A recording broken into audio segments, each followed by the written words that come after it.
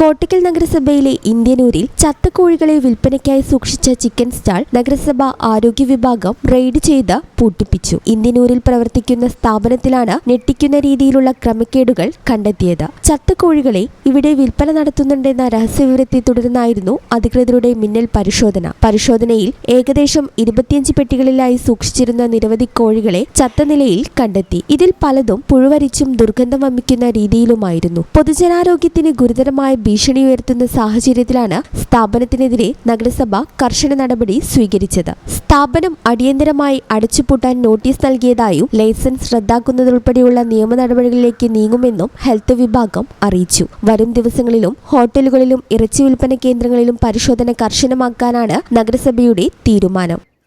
ഈ channel news Kottakkal. BSc optometry ഒരു professional കോഴ്സാണ്. ഇതൊരു പ്രാക്ടിക്കൽ ഓറിയന്റഡ് കോഴ്സും കൂടിയാണ്.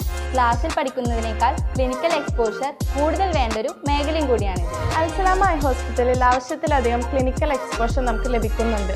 അതുകൊണ്ട് തന്നെ വേഗത്തിൽ പഠിക്കാൻ പറ്റുന്നു, എല്ലാം മനസ്സിലാക്കാനും പറ്റുന്നു.